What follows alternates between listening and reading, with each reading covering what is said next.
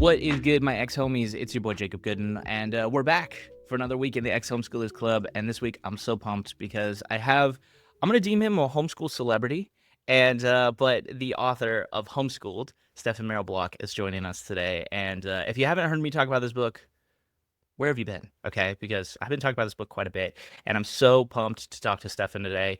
Him and I got the opportunity to meet thanks to CRHE, the Coalition for Responsible Home Education, and we just kind of struck up a little bit of a friendship and a little bit of a back and forth. And so I'm so stoked to have him on. Stefan, welcome to the Ex-Homeschoolers Club. Thank you so much, Jacob. I'm so happy to be here, and the flattery is too much, but, but I'm glad to be having this conversation with you. It's funny because every time I've chatted with you, it's come up.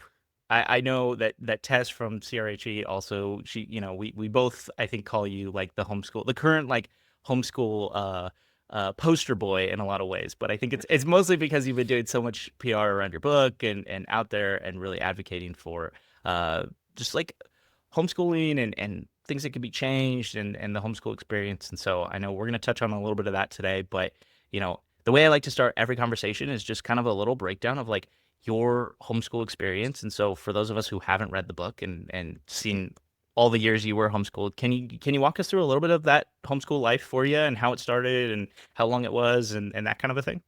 Yeah, absolutely. Um, yeah, my mother pulled me out of school when I was 9. I was halfway through fourth grade. We had recently moved from Indianapolis, where I was born, to Texas.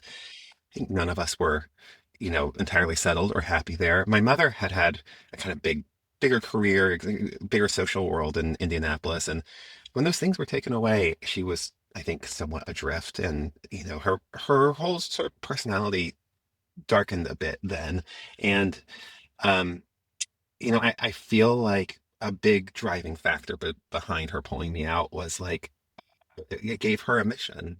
I was not entirely satisfied with my public school at the moment, and I complained about it a lot to her, partially because I could tell that she enjoyed it when I complained about it, because she was sort of like percolating this other idea of this other way of educating me. So, at first she presented it to me as just a semester, and I thought I was going to go back for fifth grade. And then, one year led to the next, and pretty soon I was, a teenager trying to think about how to persuade her to let me go to high school, which is when my homeschooling ended at ninth grade. So it's four Yeah. and a half years. One of the things that I picked up on because I've been rereading your book and I'm still kind of in that first section of the book and the early very like you guys kind of trying to figure it out and maybe not totally having your way yet. But what I thought was so interesting is the way you outlined like how you had, yeah, been complaining about like school is just like not working or I'm having issues with the teacher or whatever. And then, and maybe hoping like, hey, I'm going to get into like a private school or like something's going to change. And then your mom kind of being like, hey, why don't we do this homeschool thing that's like new? And there's a scene in your book where you're in the principal's office and the principal's like literally saying like, I think this is a bad idea. But if it doesn't work out, you always have a place here. Come right back. And I jotted down in my notes. I said it feels like Stefan, what like he got his bluff called. To some extent. Did it feel like that, or were you genuinely unhappy where you were like, I do need some kind of change? No, I think I was like in that classroom. I did not love the teacher, but there were a lot of things I did love about school. I loved my friends. I loved the other classes I went to, other teachers I interacted with. Um, I was kind of on my way to being the class clown, and I kind of enjoyed that. Um, you know, I, I think calling the bluff is somewhat right. What it feels more like to me is like when I see like a cop procedural show, and some a confession is coerced out of an innocent person. That's kind of what it felt like to me. Like I could feel the vibe of the room, which was like keep saying more bad things about what's going on there. And so I was just sort of like, exaggerating the badness to win my mother's approval. I was a 9-year-old kid. So, and then finally, like that confession, that false confession led to a kind of imprisonment. Right, right. So let's talk about like what an actual day in the life looked like at, when you were at home. Like did your mom try to structure it like traditional school? Did she just heavily emphasize specific subjects? Like, what kind of shaped that thing? And also, like, I'm keeping in mind too the fact that like this started as a, hey, we're doing one semester, we're gonna see how this goes, and then maybe we'll go back to school, or maybe we'll keep doing it. But like, was there a structure there, or was it very, I don't know. I'm just thinking of my own homeschool experience where it was like there attempted to be a structure, but it just went out Yeah. the window the second things actually started rolling. Yeah, it was like that. I mean, I began, when we started, my mother had this theory that for some, I don't know why, but she believed, I think maybe because she had struggled with math, but she believed that math was like the only thing that a school age kid really needed to keep current with, to keep on grade level with, and that the rest of the subjects would sort of come naturally if you just sort of followed your curiosities. So at first we had a math curriculum. I mean, we just ordered this textbook they were using at school, and we did math together every morning for an hour or something. And then eventually, I think that probably lasted for most of the first semester, but the rest of the day was, she was a follower of like the John Holt unschooling movement, really. It's interesting. We didn't really have the word unschooling somehow at that moment, but what it was unschooling. Um, and so, the rest of it was, sort of what we call like following my interests or my passions. Sometimes that involved a lot of, sometimes I was like reading in my room, or, going to the library. A lot of it was just time spent at the shopping mall, or, going out to like endless lunches and things like that. It felt very clear to me by the end of that first semester that like the substance of what we were doing every day was not education, and that surely she was going to recognize that as well. And this was just going to have been like a fun semester long break, essentially. But that wasn't how she felt at all. And, and then she wanted to re-up for fifth grade, and I was sort of too scared to to say otherwise. So then does that pattern then just continue for the next couple years while you're just like math is more of an emphasis and the rest is more of an unschooling thing, or did math eventually also drop out from being involved? I would say that math continued to be, I continued to do math at grade level or ahead, because what happened was, I think probably in fifth grade and maybe sixth grade, we were sort of doing math together. But then I discovered, these very early computer correspondence courses, and I started to do correspondence correspondence math. It was the EPGY through Stanford that had these like CD-ROMs. They would send you like a stack of CD-ROMs, and you pop it in and do these lessons. Um, and I really enjoyed those correspondence classes, and so I would like, what I would do weirdly is like I would binge them. So I would like do all of algebra 2 in like 3 weeks. I would do as fast as I possibly could, and then I'd be done with math for the entire year. So then, what that meant that like by October I had zero curriculum ahead of me for the rest of the year. And I would say that our education became, my education became looser and looser, and especially in like sort of seventh and eighth grades, as my mother, because of our family finances, she had to take on other work, so she was just like not with me a lot of that the day, and so I was just like increasingly, um, left to my own devices, which meant like ostensibly I was, reading and writing, but a lot of the days were like, not that. I was, watching a lot of TV, and just sort of like hanging out. And, I think by the third and fourth year of it, the isolation of the experience is what had really caught up to me. I was just so lonely, and it was just my mom and me. I have a brother who went to school every day, but homeschooling was just mom and me. And then when she was working, especially, I was just like, there's no one for me to talk to, and I felt like I had no friends left. And I think I was in a kind of depression. Like I think it was hard for me to feel ambitious or to care. Also, like what was behind so much of my mother's um, homeschooling was this like, she presented this narrative to me, which was that I was, one of history's great thinkers. That I was so exceptional that I was sort of too exceptional for school.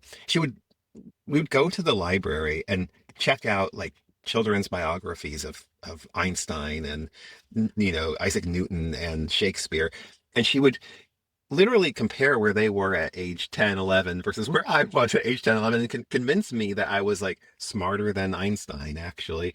Um, but I as like the years went by in this situation and I wasn't learning, I wasn't engaging with knowledge, I just knew it all to be false, and then I was also like without friends, and I just started to feel like I was trapped in this like sort of isolating false narrative.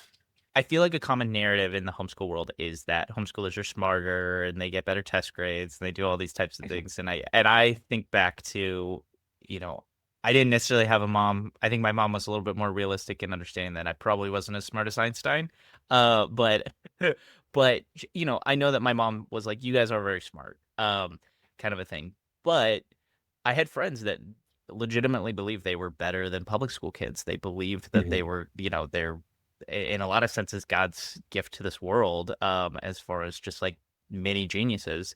And, you know, little did we know that come college time, come like adulthood, we would all be like, oh, I'm kind of an idiot, to some degree. Like I'm just as smart as the rest of everybody else.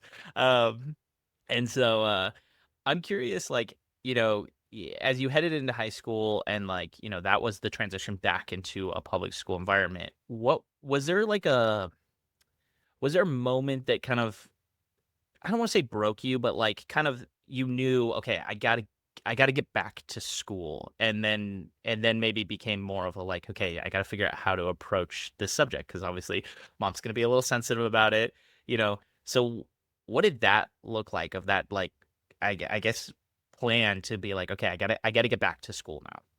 Yeah, I think it was a convergence of two factors. I mean, one was the work that my mother took on when what we are calling my homeschooling was sort of like falling by the wayside was private tutoring. She was actually tutoring many of the kids who were my age from the school that I would have gone to. And so what like this functionally meant was like I was like upstairs alone in my room and I would hear the voices of all these kids who I should have been my friends, my downstairs, and my mother was teaching in the house, so that I would hear their laughter, and I would like feel like the world that they were a part of that was like just beneath my feet. And I like the longing I had to be a part of that, and like sort of anger that I wasn't was, I think like the bigger factor behind it. But also in that year, this was 1996 when I went back to school. Homeschooling hadn't been legal for so long in Texas. Um, there were, of course, like John Holt's like sort of newsletter community existed, but there wasn't like as much access to information, and also because the movement was so new, it wasn't clear to us, at least, that I would be able to get into a decent college if I didn't go back. Like like would a college accept me without a GPA? Like, now these questions are sort of answered for homeschoolers, but at that time, it was a big question, and it seemed like maybe community college would be like the best I could hope for or something. I'd get like a GED, and who knows like how I would do in an SAT. So I I was just looking down this future of being like I was so lonely, and I was like, I am either going to do the scariest thing I've ever done in my life and confront my mother about this, or I'm going to be a middle-aged man in my mother's minivan being driven around this town for the rest of my life. So I gathered up my courage and told her, and she you know she kind of pleaded with me to consider continuing through high school. It was I could feel and see her heartbreak. It was an unhappy separation, and I think in a lot of ways the beginning of her long decline. Like I think that those years, even though like we were often for long parts of the day not engaging, it just I think it was like the end of her happiest time of life. I think there's this comfort that parents have when they're just with their kids.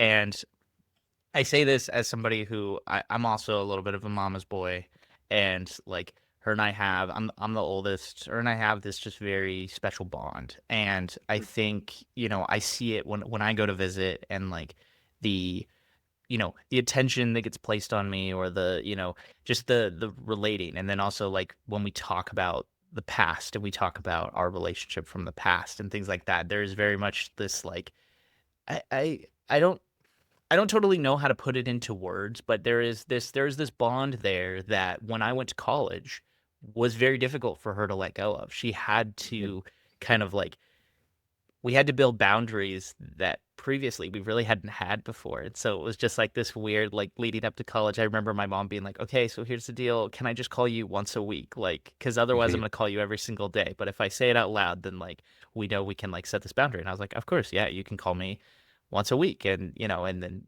call me more if there's, crazy life stuff happens. But, we set like this nice boundaries to our relationship, and that was how we pivoted right into adulthood. But it's been interesting to then also like look back on it and see what you were describing, like with your mom, where there's kind of the depression and the this change was happening that like she maybe wasn't ready for in a lot of ways of like baby boy is growing up, and that's Yeah, yeah, I yeah. I relate to that in some ways. And so how then is the transition to high school? You've been isolated now for a little while. You don't have friends. Like, uh, was it easy, difficult? Like, did you feel like a fish out of water? Yeah, I mean, I think until the summer of 2020, which was the summer, the pandemic, summer when my second daughter was born and my mother died within 10 days of each other. That moment of going back to high school was the greatest trauma. I mean, I think, yeah, only 2020 could touch it.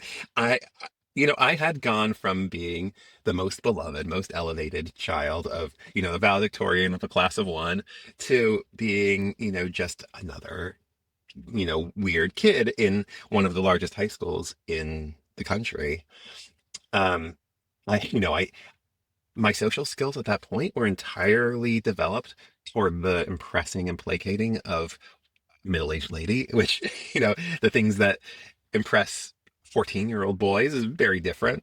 Um, I also I mean, I think this can only be read as a kind of sabotage. My mother, when she sent me back to school, she was so concerned that my handwriting still is not that great. She was so concerned that my handwriting was going to be a liability that she like came up with this crazy solution, which was she was going to send me back to school with we had this like old electric typewriter and with it was like this like 40-pound behemoth typewriter, and she made me lug it to school on the first day.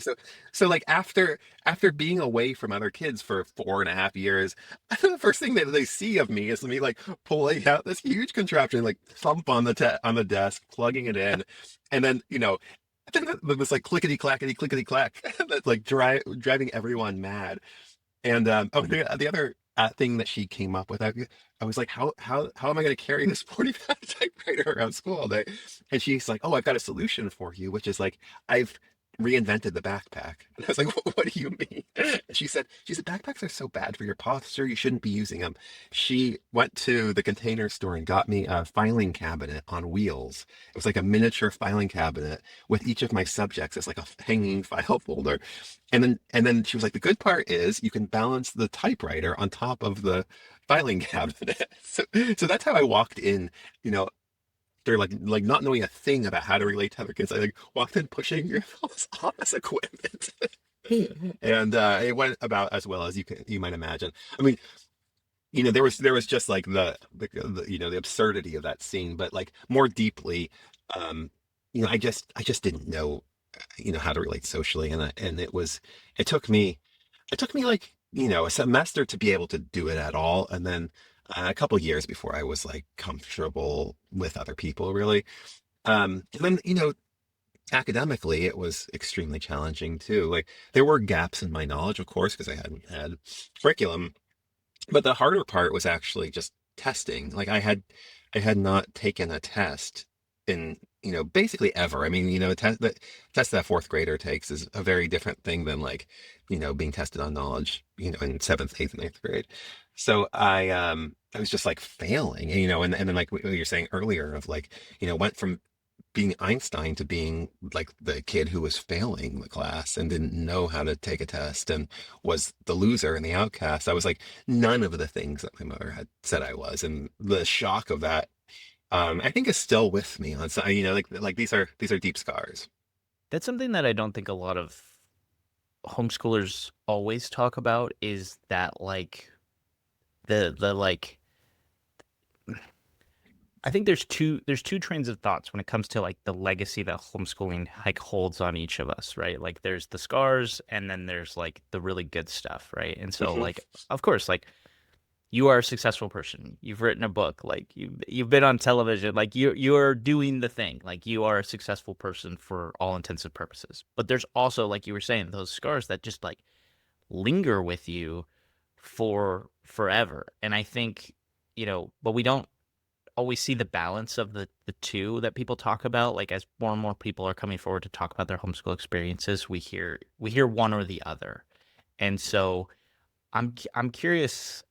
I don't totally know what this question is, but like I'm curious for you, like how have you dealt with those scars? Are you still dealing with those scars? And then how do you like I guess to some extent like reconcile that with like you are a successful person in a lot of ways as well. So like, you're both like a homeschool success story and also a homeschool failure story in some ways. Yeah, I mean, I want to say, like, I do think, like homeschooling, can be an extremely positive thing, and sometimes it's, saves kids' lives. It's, absolutely necessary. And I also still believe that, you know, I think the way that my own mother did it was kind of haywire, but the idea of letting students' interest and curiosity kind of lead at least part of the path is, I think, an extremely exciting and productive one. And I wish that public schooling had more of it. Um, and you're right. Like I wouldn't be a writer definitely without homeschool. I wouldn't have like, if anyone who's ever tried to write a book, like one of the things that you learn right away is that it's all a confidence trick. Like you read a draft, it doesn't feel good. You read the draft, it feels like shit, and you're like, maybe I can't do this. And I think all what separates a writer from a non-writer is just like you have like somehow this confidence or this faith that you're going to get there eventually. And I think that was partially born of this like extreme elevation that of my childhood of like, or maybe I am Shakespeare. Maybe I am Shakespeare. Um, maybe not that, but the scars are real too. I think that moment of, going back into the world and like discovering that the sort of like central narrative of my childhood was false is a big one. Um, Also, I know that some people have, in hearing the more outlandish and, borderline abusive things that happened to me in my homeschool time, have said, well, it can't be so bad. Look at him. He's published 4 books and there he is out in the world, like talking like a normal person. Um, you know, I don't think that, career success should at all be read as like the outcome of this situation. Or as like a sign that it worked. Like, I think often, and I have felt in my own life that my ambition grew out of a need to transcend my past and to like get myself to safety on the other side. And so like I have felt, I mean, I don't feel this way now really, but for years and years I felt like almost like deformed by ambition because I just was like, I have to win everything. I have, and it wasn't competitive. It was like, if I'm not safely in this place where I'm like, where I know I can go to whatever graduate school or whatever, I know I'm going to be published well, like just feeling unsafe unless I succeeded, on my own terms in a big way. And that was a pressure. And then, um, I think when I went back to school, I mean, some people, I just did an event last weekend and the readers were like, you seem normal, whatever that means. And I've heard that from people. I'm flattered that people think I'm normal. Um, but the thing that's, I think I learned how to socialize, and I really like when I went back to school, I was like really taking notes on like how people relate to each other in a sort of larger social scene. Well, the thing that I still have struggled with, and still do in some level in my adulthood, is friendship. I think it's like natural for me as someone who like grew up in this extremely tiny, tight, claustrophobic household to be extremely close with my family. Like I have two daughters and my wife, and like I don't struggle like with closeness or commitment or anything with any of them. It's this like sort of second level of, I'm like good in like the general social sense. I'm good in the family sense. It's the second level of like long-term committed friendships that I've had to like learn how they work and to remind myself to show up for them. And it's just not, it's not natural. And I realize now like how many friendships I've let lapse just sort of out of incompetence, and like what the loss of those friendships have meant to me. And so I have to be like much more aware of them, I think, and that is still with me. I totally relate on the friendship level, and I think also I think men in general we also have a little bit Yeah.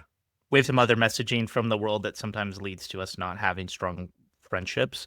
But I realized, this show is birthed out of kind of that place of like 2020.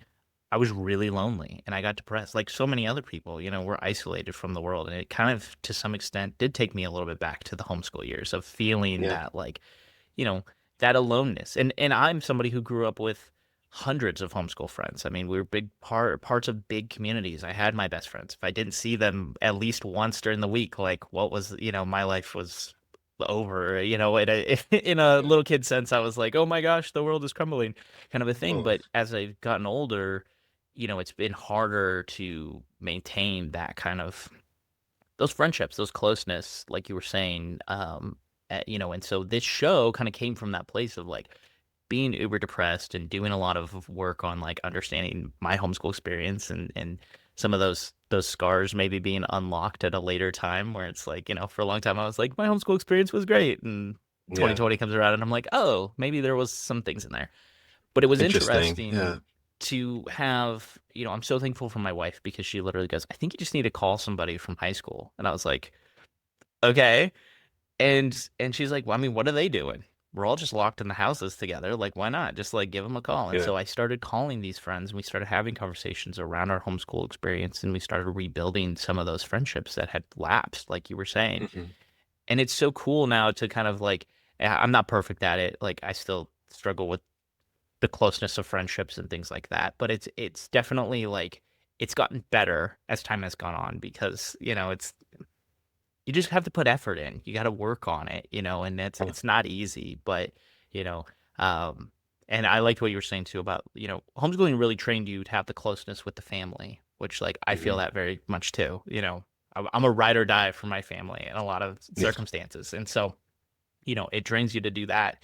Um, but yeah, but some of the other things, kind of fall to the wayside when that happens. So Yeah, my mother had also been very social and had great friends until we moved to Texas. And then she had this attitude, even after I left the house, like, gone to college, that like, that there's like a sort of awakening that happens in middle age, maybe, where you have children and you realize that this other layer of relationships in your life is like not really relevant. And that like what really matters is like family. And that's, and I remember like her sort of preparing me for fatherhood, being like, you're not really, these people aren't really going to be in your life. That's just what happens. And I kind of believed her. And now that I've been a parent for 8 years, I'm like, oh, that was insane. Like our, our lives are so, like I'm more a part of a community than I've ever been. I'm closer to my friends than I've right. ever been because, our kids are always playing together. We're, like always like, smushed in together. So it's like, and how would I possibly get through this stage of life without that? It was just like me and, a 5 and an 8-year-old in the house all day. Like that's rough. Yeah.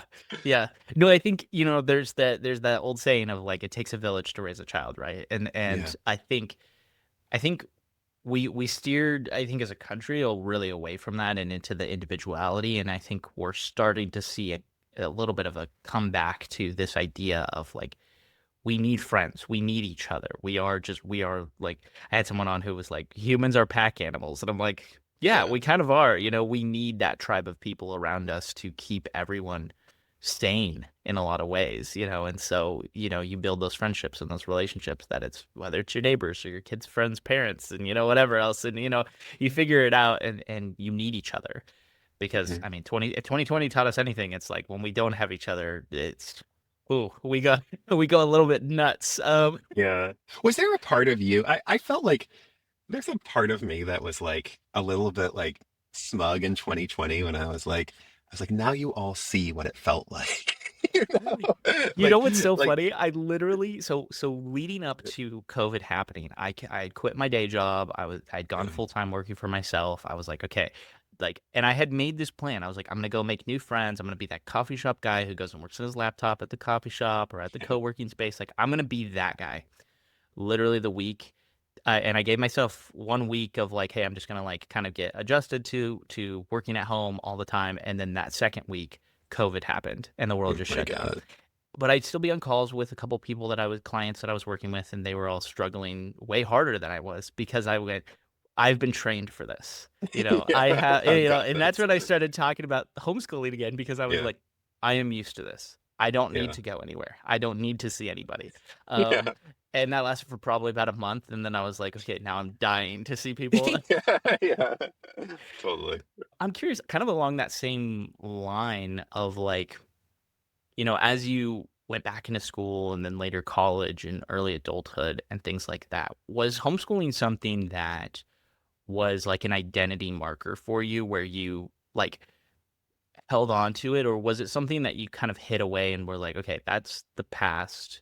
I'll give you an example. Like when I got to college, I didn't tell anybody I was homeschooled. I literally did not want that mark on me whatsoever. I just was like, I went to private school, very exclusive, Oh, first in my interesting. class, like all that kind of thing. And I just didn't really want, I think, the weirdness that was associated with homeschooling to Mhm. follow me as I got older. Um, and yeah, and it wasn't until really 2020 that I was like, okay, no, this is like a full blown part of my identity. And now I scream it Yeah, from the rooftops. And when people are like, yeah, that's weird, I'm yeah. like, I know. But was there anything like that for you where you hid that away, or was that always a part of like, yeah, I was a homeschool kid? I when I was reintroduced to high school, like with my typewriter and my file cabinet, I think everyone knew I was the homeschooler. I was like introduced that way. I mean that I didn't ever try to like shrug off that identity. I don't think that I realized like maybe what a profound part of my personality it had become until later. But the curious thing I would do, I mean, maybe a little bit less in college, but when I got out into, I moved to New York after college, and I was just starting to like come to grips, I think, with as people do in their 20s and early 30s, with like their childhood and what it means for, their lives going forward. I found myself suddenly telling the story of my homeschooling or version, parts of it to everyone. Like it was the first thing out of my mouth on my first date with my wife. It was the first thing out of my mouth when I would like meet, like be on an interview for a job. I would be like talking about the crazy choices my mother made when I was homeschooling. And I think what it was about for me um, was I was like curious to see how people would react because it wasn't about like how they would think of me. What it was what was my past and what does it mean? I think because I was raised, so much of my childhood was just my mother and me. Um, there was no one. I read once that sanity is consensus. It requires three people for two of them to declare something as sane, or insane, Okay. right? Like Yeah. there have to be at least three people in the room for there to be some agreement over like what's a good choice, a bad choice, what's sane, what's insane. Um, and it was just the two of us, and really it was her leading the narrative the whole time. And so I would tell these stories of things that had happened to me in my homeschool, trying to understand like, do people think this is crazy? Do they think it's scary? Do they think it's funny? Am I, making too much of it? And so like I was obsessively telling the stories for years and years and years until I finally wrote this book. And now I feel like a little cured of that need to tell these stories. And I want to get into that, but before we touch on like the book and why you wrote the book, I want to ask a little bit about when did you know you wanted to be a writer? Because in the book you talk a lot about like, and you even mentioned on the show, like, you were doing math, but then you were spending a lot of time reading, and it seems like escaping his stories. You mentioned the library. Like, did you know even back then that you were like, I want to be a writer, or was that something that happened as you got closer to maybe college age and things like that?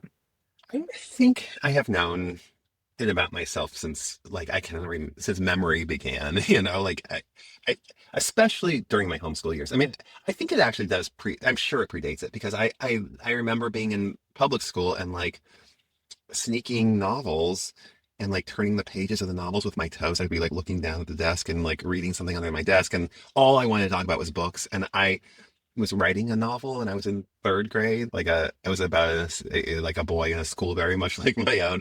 I was writing short stories all the time. So I think it actually, in some ways my homeschooling um, deepened that desire, that feeling about myself. I think it was always there.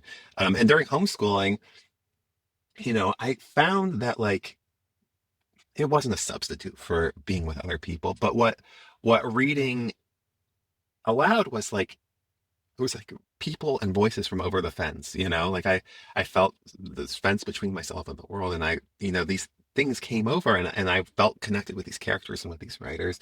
And then when I would write, I would feel myself throwing my own voice over my own story over that fence, and it felt like the only kind of form of like real social discourse I was having. And um I think, and I still believe that there's no deeper connection that you can feel to another person's life than to read about them in a book. Like, I think a book, a novel is an empathy machine. Like it places you into the experience of another.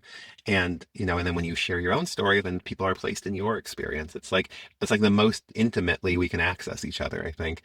Um, and I think a lot of my like need to write, which is still so deeply in me, even though so much else has changed, is probably a product of that time, a product of this like sort of primal scene of loneliness that I'm still trying to undo. I like what you touched on, the like books. Yeah, they give you a window into another person, into their thoughts, their process, the empathy machine. Like I love that. Like I have fallen back in love with reading in the more recent years and reading both fiction and nonfiction. Um and the great thing about when I read Homeschooled was like, I went into it kind of with this like, okay, it's gonna be nonfiction. I had my expectations of what you were gonna write about. And then as I read, I got about maybe a quarter of the way, maybe a little over a quarter of the way in, and I was like, this is really written as a story. And I was like, it almost doesn't feel like, I'm gonna say it doesn't feel like real people, in the sense of like, it felt like I was reading a novel. And so, a couple of times I had to step back and be like, okay, no, this is a real story. And so, but when we chatted before, I had mentioned to you, like, I wrestled with your book a lot because there were parts that were like I related strongly to. There were parts that I saw like my own childhood self, and or even just your childhood self, and wanted to give it a hug. Like I definitely was not an easy book for me to read, in the sense of like I connected to it in a way that I don't think I've really connected to some other books in the past. Like it made me emotional. I don't normally cry reading books, kind of a thing. And so, and I found myself tearing up reading your book, and things like that. And so I love what you're saying about, a book is that, it is that window, and that, putting you in the place of that person and connecting you to that person. And so, even though you and I don't know each other very well, I do feel like I know you extremely Yeah. well because I've heard your story. And so, let's talk about books. Let's talk about becoming an author. And like, I know you have a couple novels that came out before Homeschool did, and I had read a blurb somewhere that of you saying that, you know, inside of those books there's elements of yourself, there's bits of your story in those, and that kind of maybe led up to eventually reading Homeschooled. But I don't know, do you want to start with those books? Do you want to start with Homeschooled? Like where should we start with the books, and where, your love for Yeah. writing Well, comes in? thank you so much for that, Jacob. That really means a lot to me, what you just said about your experience reading the book. Yeah, I mean, fiction is really what is closest to my heart still. I'm now back in the realm of fiction, writing another novel. Um, I, I feel like it's all autobiography on some deep level. In fiction, you're inventing other people, but like what comes out of you and, the choices you make in some ways I find to be more revealing than just saying what happened to you, the you're showing people like how your subconscious works. It's a much more intimate thing. I feel as a writer, like I feel more exposed by fiction in some ways than I do by memoir.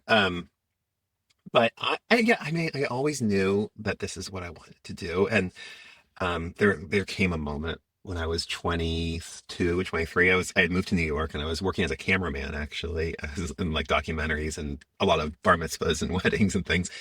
When I thought, you know what, I'm here, I'm kind of in adulthood and it's time to try it.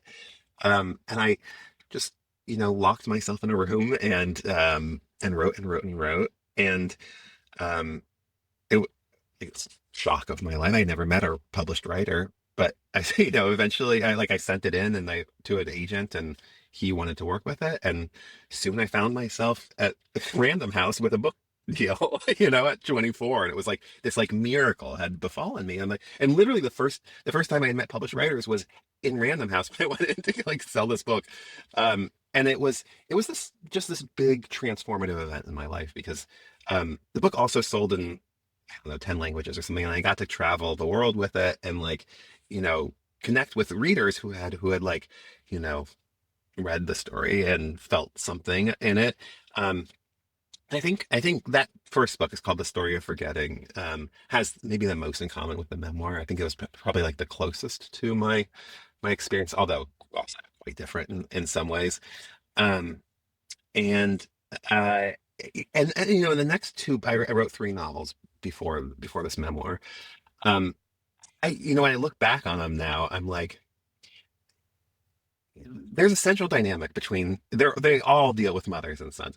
There's a central dynamic um, that between my mother and me in real life that I wanted to push. I can see myself pushing as far as I can allow myself in those books, and when it finally came out, like after I could only write the memoir after she had died. She died in 2020. Um, but in some ways, like it wasn't just the fact that like I finally told the truth of what happened. It was that I finally showed the dynamic, and that could have taken place in a fictional context too. She would have been just as hurt and felt just as betrayed by that as by a memoir in some ways. So it took. I wouldn't have had the courage to publish this book while she was alive. But the way the book came to be, when Homeschooled came to be, was I had the idea, of course, of like writing a memoir someday about exactly what had happened. Um, I didn't know that's what I was doing though. After she died, just like it happened on screens for me. She was in Texas and I was in New York City, and I was like, I said bye to her on FaceTime and like saw her body on FaceTime. Um, and it was like the most central relationship of my past just vanished. We couldn't have a funeral. It was just like she like ceased to this. I mean, that is what loss often is. It's just like, it seems impossible. The person is just gone. But my reaction was, well, I am like the last surviving member of this nation of two. And if I don't write all these memories down, as many as I can right now, then it's as if it never happened. So it started as like a sort of mourning grief exercise I was just like writing memories down. I was thinking maybe it was very unfiltered, very raw and rough. And I was like, maybe I'll use these in a novel at some point. And then what happened was I wrote a lot. And then I was like, what would happen if I tried to polish like 5 pages of it to read like a book? And I tried it just as an experiment. I maybe did like 15 pages, but I revised and revised like I would with my fiction. And then I read it after, I put it aside for a while and then I read it and I discovered something amazing, which was, when something has been revised, you stop looking at it as just the writer and you start looking at it as the reader. And when I could read my own story, um, I started to like see myself as a character, as you're saying, like, um, and I started to like have pity for this kid and to be scared for him and to root for him, and I kind of like wanted to hug my former self, and I saw that like the dream that this boy had, which is absolutely the truth, is that like someday someone would come along and tell his story, And I just like thought how amazing that like I can be that person for my former self, and I can like come along and like rescue that kid out of that feeling of like nobody is watching, nobody cares. And it was an incredibly empower. It wasn't cathartic. People have asked me about catharsis. It wasn't exactly cathartic. It was empowering. It was validating. And I know like some memoirists don't like the aspect of like it makes them uncomfortable to have their story shared widely and to have strangers like have opinions about their mom. I feel the opposite. I feel like isolation was the problem, and like the work of bringing this book into the world and to letting myself be seen and letting my story be seen has been just profoundly healing. I feel transformed by it. I really do. What you mentioned there about like the, you know, her passing and then immediately taking to writing down like as much as you could remember and like the stories and the things like that. I recently had a family member pass, and that was as soon as I got the news, I did the same thing. And I just because to your point of like, yeah, there's a lot of stories that involve other family members and they'll remember them as well. But there are certain stories that relate only to his and my experience of our shared dynamic. And I was like, I never want to lose those things. And so I have Yeah. a whole journal now of all of those things. And whether that becomes a book, probably not. I, to then take that and put that into the story, like you were saying, and start to see yourself as the character in the story. It's like, it's such a beautiful way, I think, to heal in some ways. And so like when you can remove yourself sometimes from, you know, the the narrative that was our experiences and look at it from the outside perspective, like you were saying, and see ourselves as those characters that were happening, and you can relate and you say, I want to give them a hug, or I want to like high five them, or I want to, whatever the things are. It's a really, it's a beautiful way sometimes to like deal with the trauma in some Mhm. ways.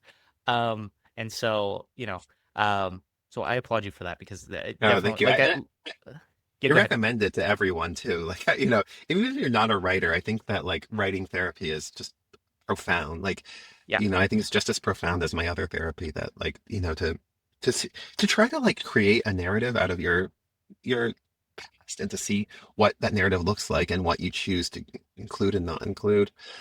And then to see yourself as a character and to see yourself a little bit from the outside is just it's really healing. I'm curious too where the title comes from because again, when this book was presented to me as like, hey, this is coming out, I was like, okay, I feel like I know exactly what Stefan's going to say. Like I built a narrative in my head of what you were going to talk about, and probably in my head, I thought you were maybe going to talk more about like the homeschool experience itself. But as I read the book, I realized the book is really it is about homeschooling, but it is very much about your relationship with your mom and the dynamic there and the love and and the fighting and the everything and the complicatedness of it. And so you could have named this a billion different things. Yeah. And Yeah. yeah, you could have named it My Mom and I, something like that. But like Mhm. why did you land on homeschooled? Yeah, thank you. I did name it a billion things. Like I went through so many names, so many titles in the process of finally settling on homeschooled. Um, I it's hard to title things, and I know titles can be like kind of determinative of how people think of the book. Um, I at some point, I mean, I was just like in a sort of like, state of like laying in bed every night and free associating on mother and school adjacent words and trying to come up with something. And my friend who was the first reader of the book was like, Stefan, it's about education and it's about home. And he was like, it's obviously it should be called homeschooled. Um, and I think when I titled it, I did have a sense that like people might feel with that title that it's going to be like a larger history of homeschooling or like more directly about like the topic rather than the experience. um and so I did it with some trepidation, but like the more that it has been in the world and the more I've connected with other former homeschoolers, the more I'm like, this was absolutely the right title, and I'm so glad I listened to my friend. And the reason that like what it feels like to me is that um you know first of all, I know it's the criticism that like it's like the number one critique of the book is like it shouldn't be called homeschool. It should be called like toxic mom or something, or like like something about like mother son, or something focusing, because like it's really about that. It's not about homeschooling. But what I would say is like, because of the laws and the regulations we have in place or don't have in place around homeschooling, um, you know, every homeschool situation is inherently and entirely tied up in the dynamics of of family. And like every homeschool situation is so different. It's as different as every family is different. But what what we all have in common, what every homeschool situation has in common, is that is entirely specific to the house in which you were raised. And so like in some ways, to like get deeper into what happened in my own experience is to my mind to like show more generally like what can happen when no one's watching for years. And I feel like it took, sort of the material and the writings and research of the Coalition for Responsible Home Education to sort of make me understand the context of my own story in this larger homeschooling movement, and to realize like um that it does have these things in common that are, like, yes, it was highly specific to my mother and our, complex codependency, but it was also about something bigger. I know I kind of, before I ask a question, I kind of gave you the criticism of like maybe it could have been called this or that, but like I agree with you. I think Homeschooled makes the most sense as title for this book because yeah, maybe I went into it with that like he's going to tell the history of homeschooling and then also fit in his narrative and then maybe give some resources or whatever. I went into it, I think, really thinking this is a nonfiction book in the sense of like I think a lot of nonfiction books today, which are you know, present historical evidence, present whatever. And that's just not what you did. It really is in Yeah. a lot of ways a novel, but Yeah. that's a real story. And Yeah, that's right. It's because I'm a novelist. Like yeah, it's like the way that I write it reads like a novel. It's like what naturally comes out of me.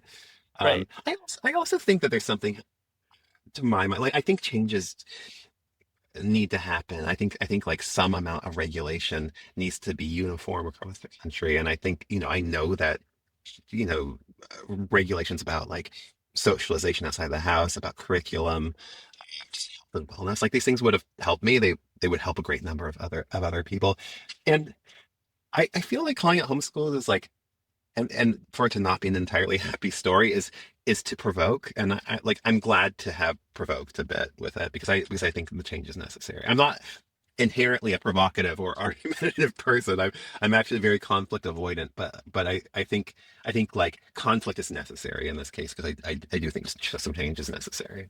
Yeah, absolutely. I mean, it's I get similar feedback with like this show because the Mhm. idea of this show is the good, the bad, and the ugly of homeschooling. And it's told from the perspective of the student a lot of times. And so, it can be messy. I've had people on who talk about just insane neglect and abuse, and then I've had other people come on and they had a much they it just was a better experience. And so, all of those stories are very valid.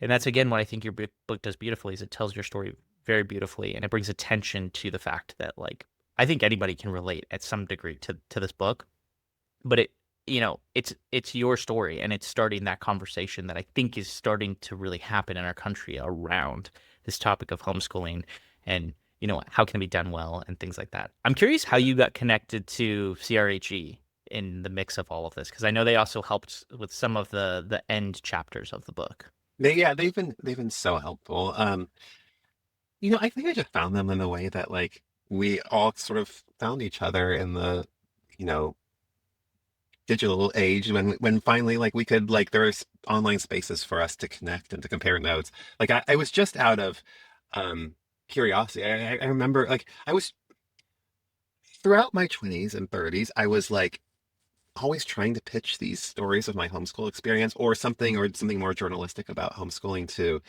magazines and newspapers. And the response I kept getting back was like, it's too niche a subject. And it made me angry, because I would be like, I know that there must be thousands or millions of other kids out there who have complex feelings about this.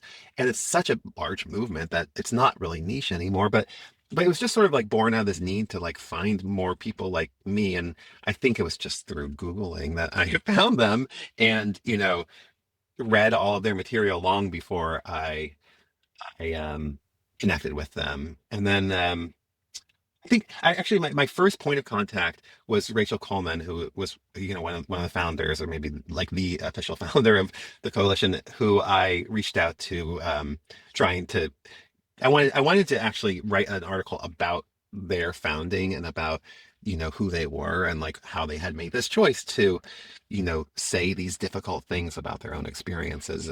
I think there's still an amazing group of people who are acting so bravely. I mean, I think if you're not a homeschooler, a former homeschooler, you don't know like the courage it takes to like speak about something that was unhappy, which means, because you're not just speaking about a teacher, you're not speaking about like something that's like in the past. Like these people are still in your life. It's sometimes it's like, you're talking about your parent, you're talking about the only teacher you had, which was sometimes it was your parent.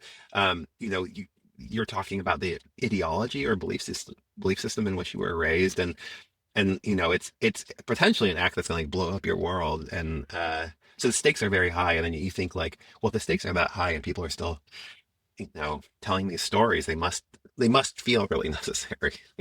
No, that was a big point of contention, even like within my relationship with my family, as I started to have these conversations with people and I started to recognize things about my experience and going and talking to them. And I'm thankful my parents are who they are and they could kind of hear some criticism and yeah, they'll maybe push back on some things, but like, they have recognized some of the shortcomings of of my homeschool experience. And so we can talk about it.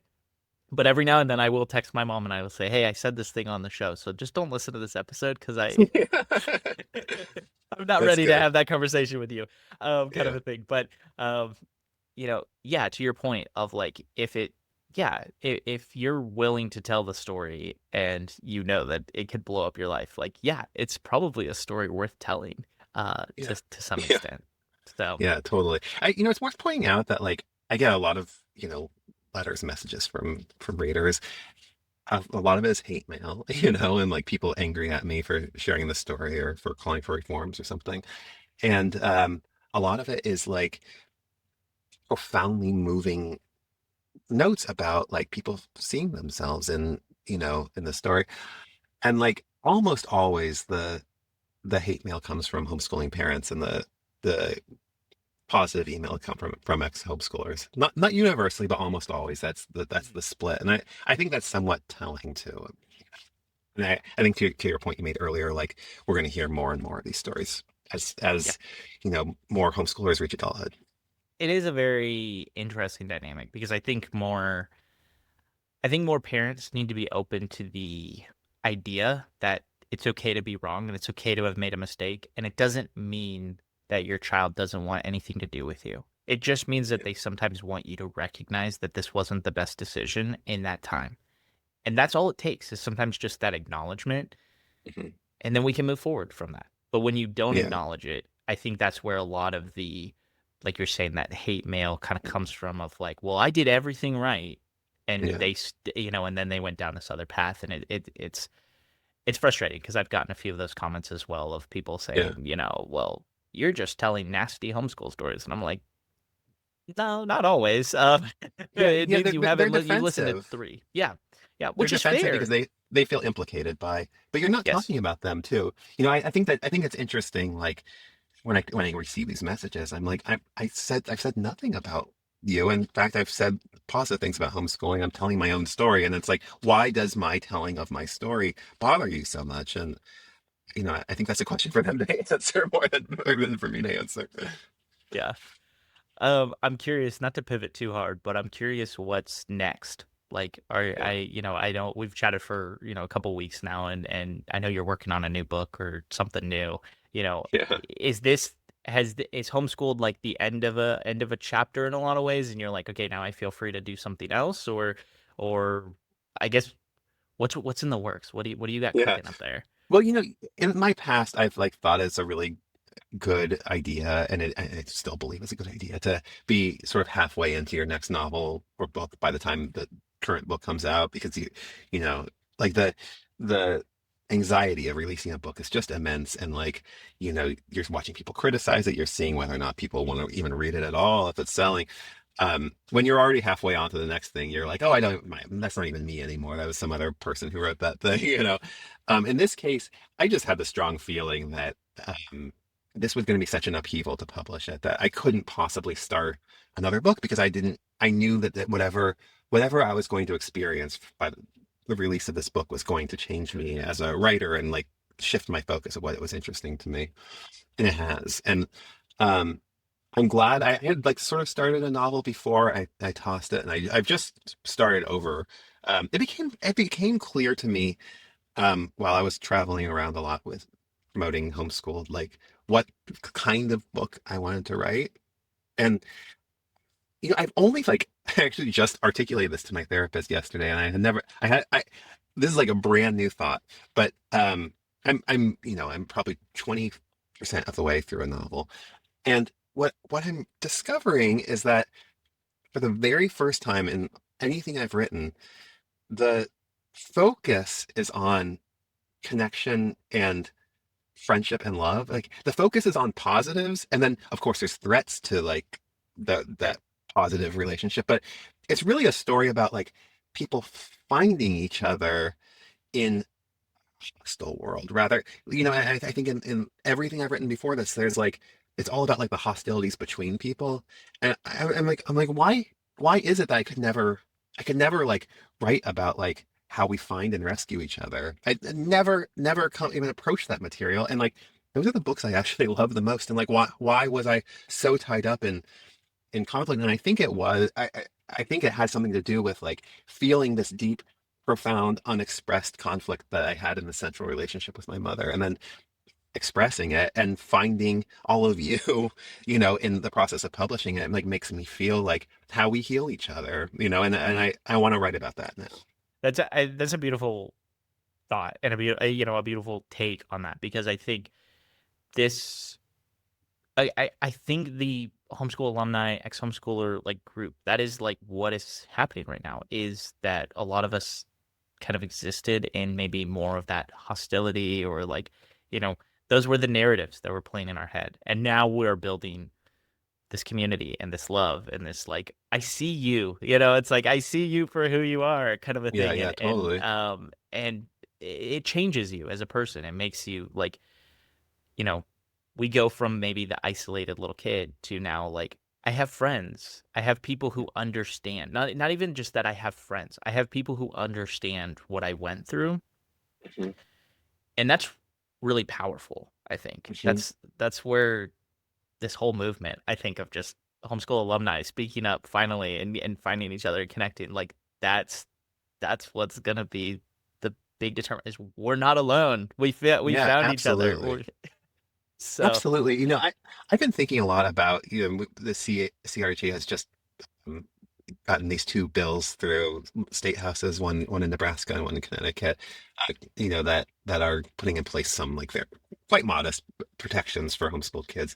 But um, Tess, the exec director of CRG, pointed me toward some of the deliberations that happened in these state houses, and I was so excited watching some of this, because it was like what these lawmakers were saying as they're trying to support it is they're telling stories of homeschoolers. They're telling like what happens and what the experience is like. They're not, like the groups fighting, against these regulations are so powerful. They're so well they have so much money. They're so well connected politically.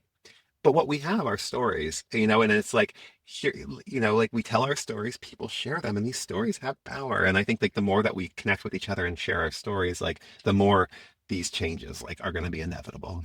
I am gonna link down below so that people can go buy your book, go read it, Oh, get thank it you. at your library, get it at the bookstore, do what you can, because this book is incredible and a worthwhile read. Even if you weren't a homeschool person. Like if Yeah. you're listening to this and you're not a homeschool person, like still read this book, because it definitely it's good.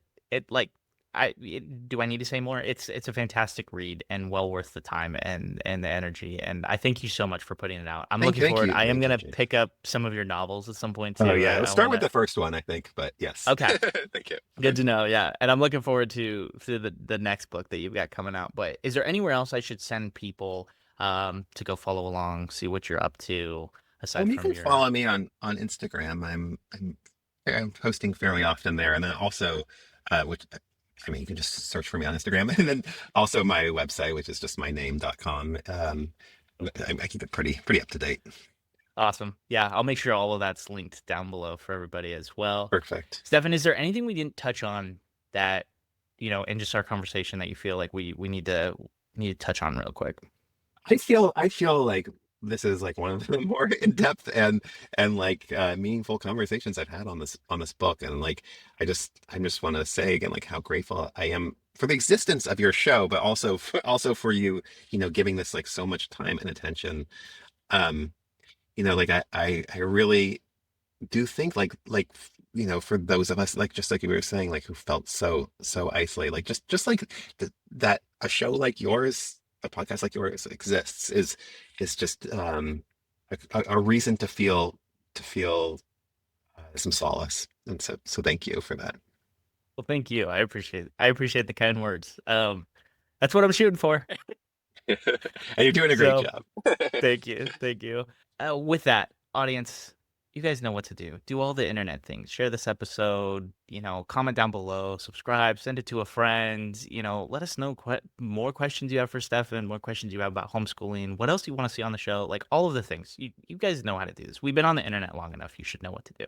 Um, but with that, I'm going to let you guys go. Until next time, we'll see ya. Peace.